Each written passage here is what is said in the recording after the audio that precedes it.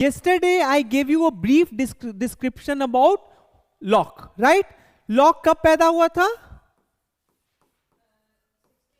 32 to 1704 था ना? Okay, so we have already seen Hobbes और लॉक दोनों के दोनों इंग्लैंड में ही पैदा हुए थे, right?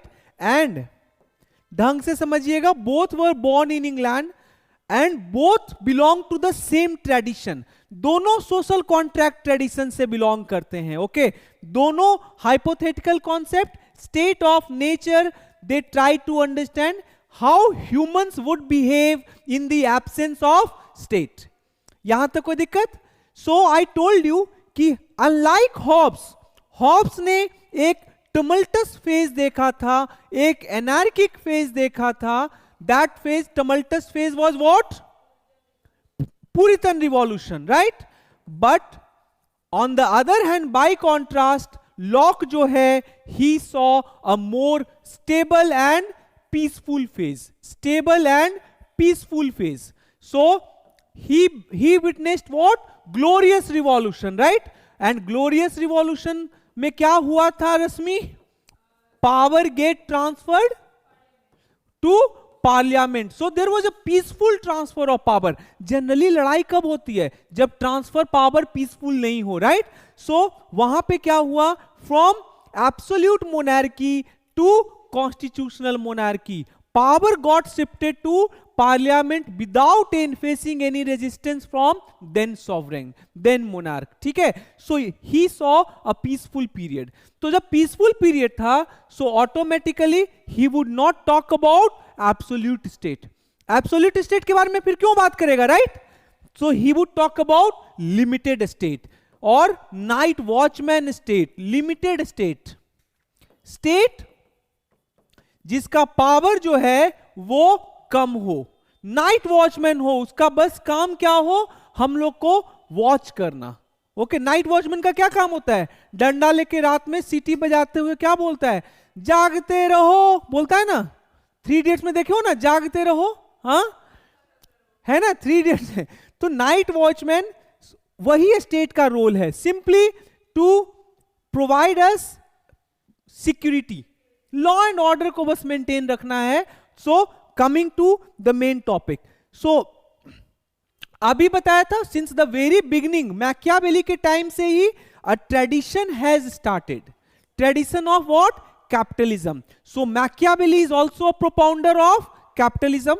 He is considered as propounder of what? Universal egoism. Then Hobbes is also a propounder of universal egoism, and same equally Locke is also a propounder of universal egoism. He also speaks for capitalist class. ये भी capitalist class के लिए बात करता है. अब पहले समझिएगा कि Locke में Locke also talks about capitalist class. So he is even more, he is even more,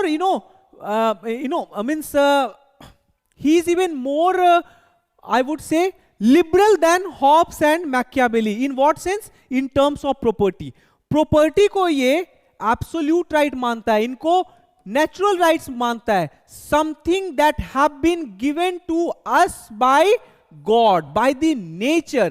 Property has been bestowed upon us by God. Nature ने दिया है. Are you getting? So property is a natural right for Locke. यहां तक कोई दिक्कत? तो that is why C.B. Macpherson calls him as what? Possessive. Yes, he is a propounder of possessive individualism. Possessive individualism. All those, Hobbes and Machiavelli, they were propounder of individualism. He is a possessive individualist. Later on, libertarians हैं, उनको भी इसने काफी ज्यादा lock ने influence किया है. Like I told you yesterday, Robert Nozick के बारे में, राइट? So possessive individualism. मैंने possessive individualism कल लिखवाया भी था. So now come to important works of Locke. Locke का कल भी बताया था कि उसका जो सबसे इंपॉर्टेंट वर्क है, one of the work is the 2 treatises on civil government and the second is letters concerning toleration. So the two treatises on civil government में, see it is called two treatises का मतलब because man जो है, ढंग से समझिएगा, man जो है वो एक सिंगल कॉन्ट्रैक्ट नहीं करता है, ढंग से समझना है। हॉब्स में एक सिंगल कॉन्ट्रैक्ट होता है and because of that contract civil society also emerge, मतलब society also emerge and state also emerge. लेकिन in Locke state of nature was already social, so वहां सिविल सोसाइटी है, सो फर्स्ट ट्रीटाइज में क्या होगा, civil society emerge करेगा and second treatise में formation of government. उसके बारे में बात करूंगा, लेकिन उसके पहले समझिएगा कि जो ट्रीटाइजेस हैं ऑन सिविल गवर्नमेंट उसमें किसको टारगेट बेसिकली करता है, कौन, Locke. Locke target someone, king को तो करेगा ही करेगा, but there is a philosopher, see there is a debate among political philosophers, Rashmi, there is a debate that, हाँ नहीं यहां पे डिबेट क्या है पहले समझो कि ये इस बुक में द टू ट्रीटाइजेस में who is the principal opponent of Locke. Locke is a critic of whom, whether Hobbes और फिल्मर। फिल्मर का और कहीं रोल नहीं है, बस यहीं पे, whether Locke is criticising Hobbes और फिल्मर। पहले समझना क्या है, see there are many political philosophers, they say कि he was who, Locke was criticising Hobbes, but because at that time Hobbes book was a prohibited book and he did not want to gain any undue attention, he did not want to get any attention from government or church, so that's why he decided not to directly target Hobbes. Okay, Filmer का जो book है, that book name is Patriarcha. Okay, so on the other hand there are political scientists, political theoreticians, they say कि lock का जो main critic था वो Hobbs को वो टारगेट नहीं कर रहा था, rather lock was targeting Filmer, because Filmer is a critic of social contract tradition. Filmer का जो थॉट है और लॉक का जो थॉट है, those are completely different. Hobbes and Locke also differ from each other, but when it comes to social contract, when it comes to accepting whether man is utilitarian, man is individualistic, in that case, उस case में Hobbes and Locke both are on the same platform. They both believe in the same, right? कि man utilitarian है, man individualistic है, उसी but Filmer के case में they are completely radically different. तो पहले हम लोग समझेंगे कि what is Filmer thought, Filmer का क्या थॉट है। अगर वो समझ जाएंगे then will come to know कि who was the principal antagonist of Locke, Hobbes और Filmer. Okay, coming to let us understand first Filmer का क्या बेसिक आर्गुमेंट था। फिल्मर्स पैट्रियार्का उसका बुक है और उसमें व्हाट फिल्मर सेज, ढंग से समझिएगा। फिल्मर जो है he is a supporter of what, monarch, जबरदस्त वो मोनार्क का फैन है। ओके, सो सबसे पहला चीज he believes in first thing absolutism.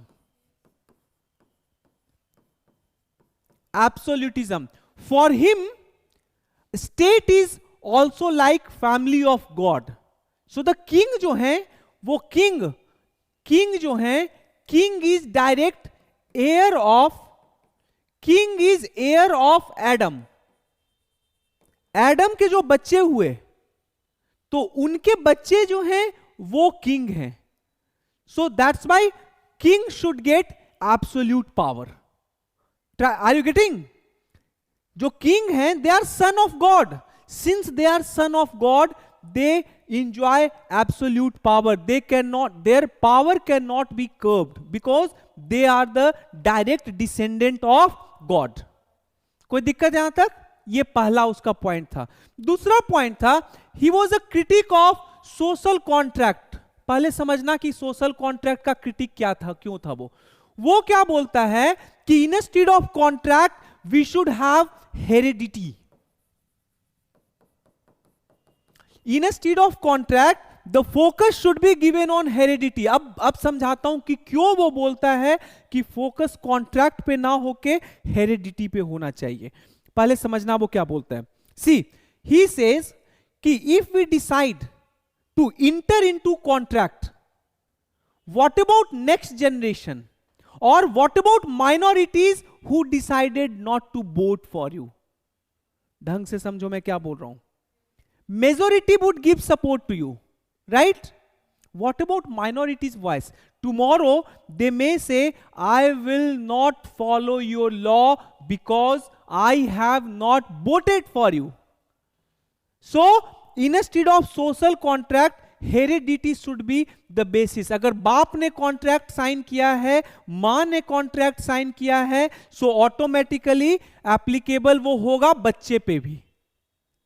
So that tomorrow minorities or those who have not voted, they cannot say I have not given my social, I have not been the participant in social contract, so law of the state would not apply to me. Are you getting? अब third thing एक और क्या बोलता है, ये कौन, Filmer.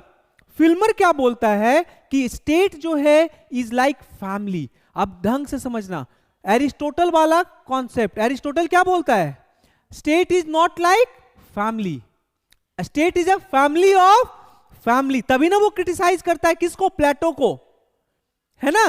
The authority of master is different from the authority of the state, right. Master कौन है, घर का मालिक. सो ये क्या बोलता है, state is like family. Since it is we are family and king is the head of that family, so king should be given what, absolute power. A state is like family, and since a state is family, so king should be given absolute power. There should not be any curb on the power of the state. ठीक है. Now अब lock का response समझो. Lock क्या बोलता है, lock says कि no, पहला चीज ये है, हाउ वी कैन से कि heredity should be the basis. How we would determine who is the real heir of Adam. कैसे, अब तो जनरेशन बीत चुका है, कैसे हम लोग को पता चलेगा कि कौन सा राजा रियल एयर है गॉड का, एडम का कौन सा बेटा है. सो पहला वो हेरिडिटी को कट कर देता है. Second, he like Aristotle makes a distinction between what, family and kingdom. वो बोलता है कि state is not family. The kind of personal space which we enjoy, the kind of comfort which we enjoy in our personal surrounding, that is not equally true for the state. Are you getting? So एक तरह से distinction between personal and public, that also starts explicitly from here. ऐसे वो Hobbs में भी दिखता है वो distinction, but it becomes more explicit in here Locke. Are you getting? Individual को करता है हॉब्स, लेकिन हॉब्स बोलता क्या है, हॉब्स इंडिविजुअल को तो करता है और साथ में ये भी तो बोलता है कि इकोनॉमिक स्फीयर में A state would not intervene. That is the part of private sphere. तो हॉब्स में भी ना ये डिस्टिंक्शन दिखता है, प्राइवेट वर्सेज पब्लिक. प्राइवेट का रश्मि और वर्सेज पब्लिक, इन दोनों का डिस्टिंक्शन तो हॉब्स में भी दिखता है, but here he made it even more explicit. Locke ने और एक्सप्लिसिटली इसको बता दिया. Are you getting? अभी देखना तुम, रिलीजन को भी ये बताता है कि it's a private sphere, state should not interfere in the matter of religion. वो बोलता है God does not appoint magistrates, God does not appoint magistrate. People should be left alone when it comes to their religious view. ठीक है, यहां तक कोई दिक्कत? सो अब इसी बेसिस पे खुद तुम बताओ कि who is the principal antagonist of Locke. Locke किसको टारगेट कर रहा है, फिल्मर को कि हॉब्स को? इट सीम्स क्लियर ना?